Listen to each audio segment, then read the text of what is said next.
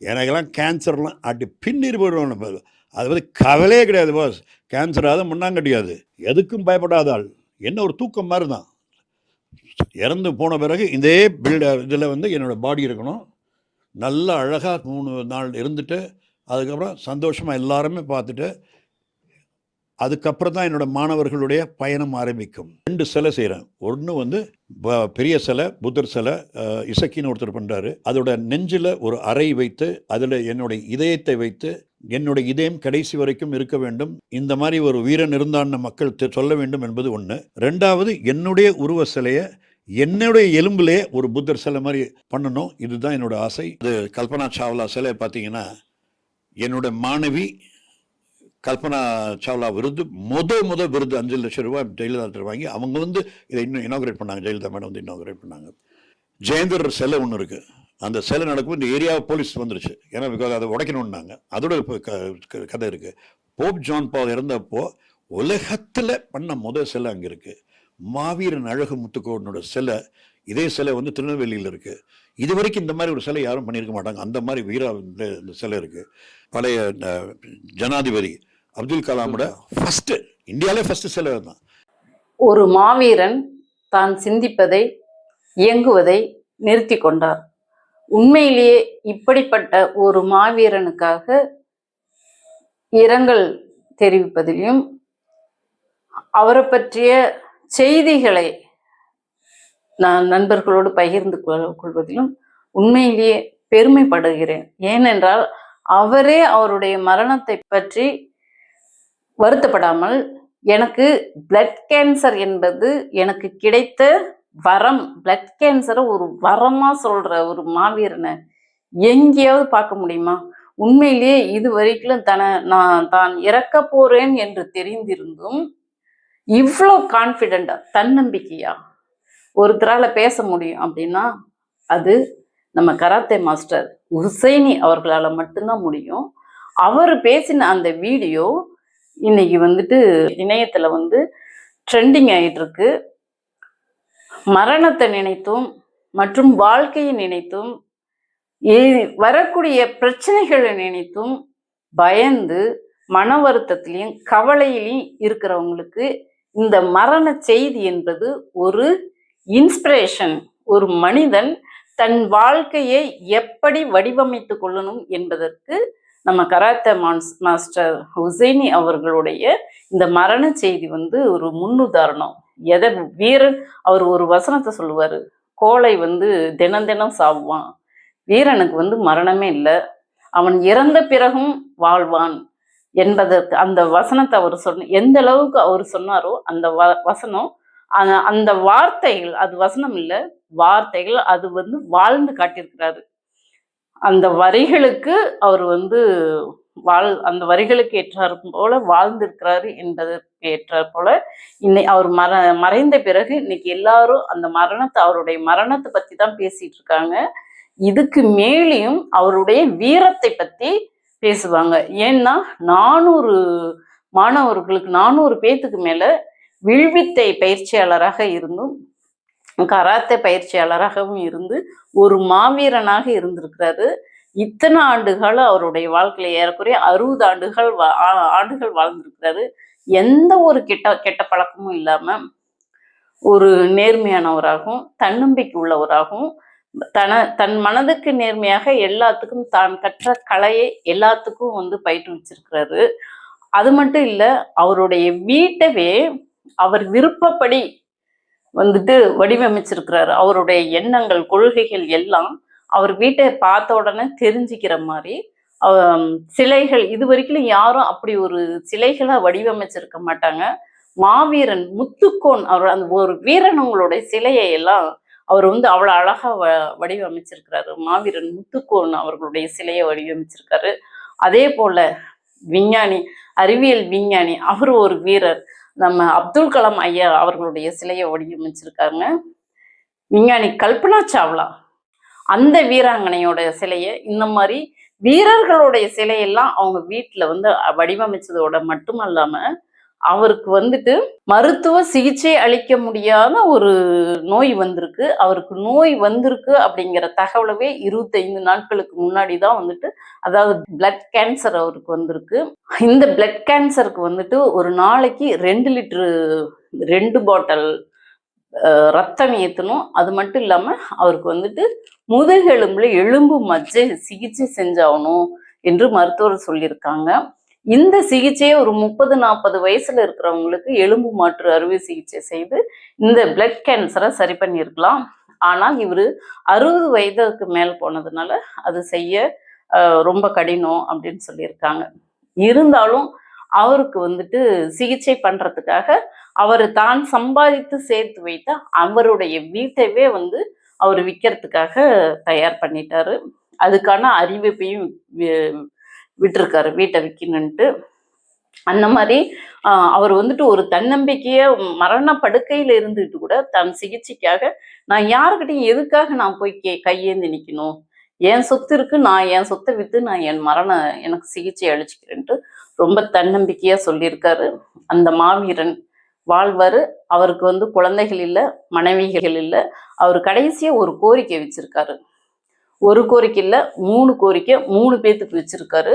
ஒன்று வந்து நம்ம துணை முதல்வர் உதயநிதி அவர்களுக்கு வந்துட்டு அந்த விளையாட்டு கிரவுண்டை வந்து அவங்க பயன்படுத்தும் வரைக்கும் அவங்களுடைய மாணவர்களுக்கு, அதாவது கராத்தே மாஸ்டர் உசைனி அவங்களுடைய மாணவர்களுக்கு வில்வித்தை பயிற்சி எடுக்கிறதுக்கு அந்த கிரவுண்டை கொடுக்கணும் என்று சொல்லி ஒரு கோரிக்கை வச்சிருக்காரு.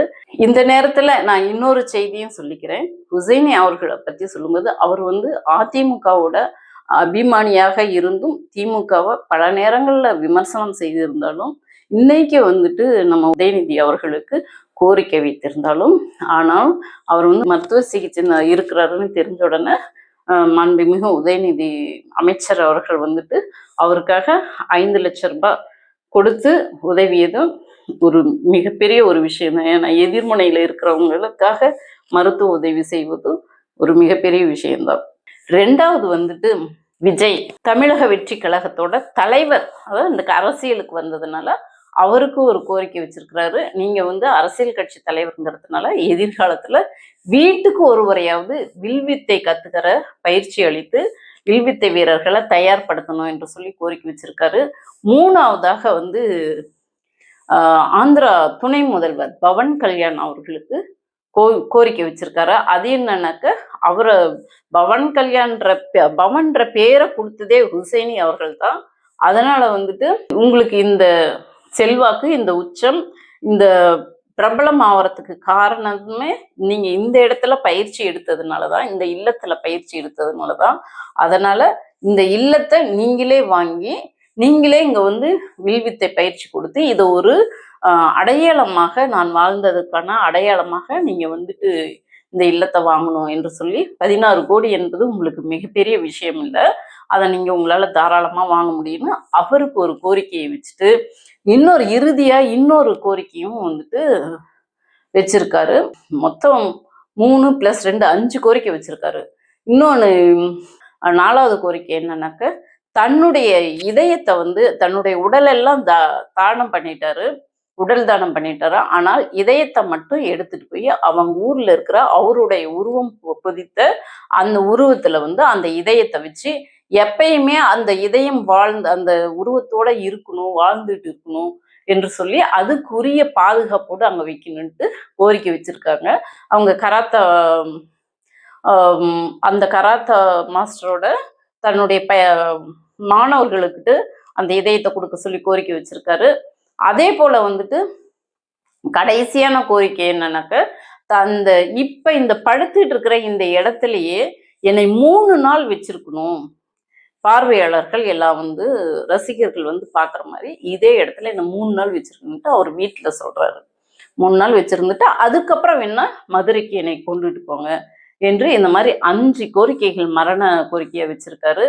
அவர் வந்து இந்த மரண தருவாயில பிளட் கேன்சரை ஏன் இது வந்து ஒரு முன் அறிவிப்பு, இதை வந்துட்டு ஒரு வரம் என்று சொன்னாருன்னு கடைசியா அதுக்கு நான் விளக்கம் கொடுத்துட்றேன். ஏன்னாக்க இப்போ இது ஹார்ட் அட்டாக்னாக்கா உடனே இறந்துருவாங்க. அடுத்தது என்ன பிளான் பண்றது, எப்படி தன் ஃபேமிலியை மக்களுக்கு என்ன செய்தி சொல்றது என்ற ஒரு இன்டிமேஷனும் கொடுக்க முடியாது. அதே மாதிரி தான் ஆக்சிடென்ட்ல இருக்கிறவங்களும் உடனே ஒரு இன்டிமேட் யாருக்கும் கொடுக்க முடியாம தன்னுடைய வாழ்க்கையை சேஃப்டி பண்ணாம இறந்துருவாங்க. ஆனா இந்த பிளட் கேன்சர் என்பது நமக்கு முன்னறிவிப்பாக கொடுக்கக்கூடிய ஒரு இன்டிமேட். உன் விருப்பப்படி உன் வாழ்க்கையை வாழு என்று, நீ வாழும் வரை உன் வாழ்க்கையை உன் விருப்பப்படி வாழலாம் என்ற ஒரு இன்டிமேட் நமக்கு கொடுக்குறாங்க. அதனால இந்த மருத்துவமனையில இருந்த நாள் வரைக்கும் நான் டெய்லியும் எனக்கு விருப்பமான என்னென்ன உணவு சாப்பிட்டாரோ அதெல்லாம் சொல்றாரு. ரசகுல்லா, இதுவும் நிறைய உணவுகள் பட்டியல் போடுறாரு. இதெல்லாம் நான் அதாவது இந்த சிகிச்சைக்கு தேவையான உணவுலாம் சாப்பிடல, அவர் விரும்பிய உணவு எதை சாப்பிட்டா அவர் விரும்புவாரோ, மனசு மகிழ்ச்சியா இருக்கும், அந்த வேலையெல்லாம் செஞ்சிருக்காரு. இன்னும் ஒரு 2 நாள் டைம் கொடுத்தாக்க நான் என்னை பற்றிய கவிதை எழுதி புத்தகம் போடுவேன். இப்படியெல்லாம் ரொம்ப கான்ஃபிடென்ட்டா தன்னம்பிக்கையா ஒரு மனுஷன் மரணத்தை எப்படி எதிர்கொள்ளணும் என்று ரொம்ப அழகா அதை சொல்லியிருப்பாரு. இந்த மரண செய்தியும் பெருமையான புகழரமான ஒரு செய்தியா சொல்ல முடியும் அப்படின்னா கண்டிப்பா மாவீரன் ஹுசைனி மரண செய்தியாகத்தான் இருக்கும். இந்த மாதிரி ஒரு மரண செய்தியை இதுவரைக்கும் இவ்வளவு பெருமையா யாரும் பேசியிருக்க மாட்டாங்க. அவரே வருத்தப்படாம இருக்கும்போது நாமளும் அவர் மரண செய்திய மகிழ்ச்சியாவே எடுத்துக்கிட்டு நம்ம வாழ்க்கையும் இதே மாதிரி அவர் இத்தனை நாள் வாழ்ந்த காலம், இதுக்கு மேல அவர் இந்த கராத்தே பிள்ளைங்களை வில்வித்தை வீரர்களை உருவாக்குனது, இவருடைய வாழ்க்கையை நம்ம பாடமாக எடுத்துக்கிட்டு வாழ்வதற்கு நம்ம கராத்தே மாஸ்டர் ஹுசைனி அவர்கள் ஒரு மாவீரனாக வாழ்வார், வாழ்ந்து கொண்டே இருப்பார். நன்றி. இயக்குனர் இமயம் பாரதி ராஜா அவர்களைப் போல தானும் ஒரு சிறந்த இயக்குனராக, தலை சிறந்த இயக்குனராக வர வேண்டும் என்று கனவில் இருந்து அதற்காக முயற்சி செய்து கொண்டு உழைத்து கொண்டிருந்த ஒரு நல்ல இயக்குனராக வர வேண்டிய ஒரு திறமை வாய்ந்த இயக்குனரை ரசிகர்கள் இன்று இழந்திருக்கிறார்கள். பொல்லாத இதய நோய் அவரை தூக்கிட்டு போயிடுச்சு. உண்மையிலே மிகவும் இந்த 48 வயசுல, இவ்வளவு குறுகிய வயசுல அவர் 2 குழந்தைகள், பெண் பிள்ளைகள் இருக்காங்க. கேரளா நடிகையை அவர் திருமணம் செய்து ஒரு நல்ல அன்பான குடும்பத்தை கட்டமைச்சு வச்சிருந்தாரு. அந்த அன்பான குடும்பத்தை விட்டுட்டு பொல்லாத இதய நோய் நம்மகிட்ட இருந்து பிடுங்கிட்டு போயிடுச்சு. உண்மையிலேயே ரொம்பவும் வருத்தப்படக்கூடிய விஷயம்தான். அந்த இதய நோய்க்காக சிகிச்சை அளித்து, அதாவது ஓப்பன் ஹார்ட் சிகிச்சை பண்ணி அவர் மருத்துவ சிகிச்சையில் இருந்தாரு. கடைசியா அவர் பேசிய காணொளி கூட இணையத்துல வைரல் ஆகிட்டு இருக்கு.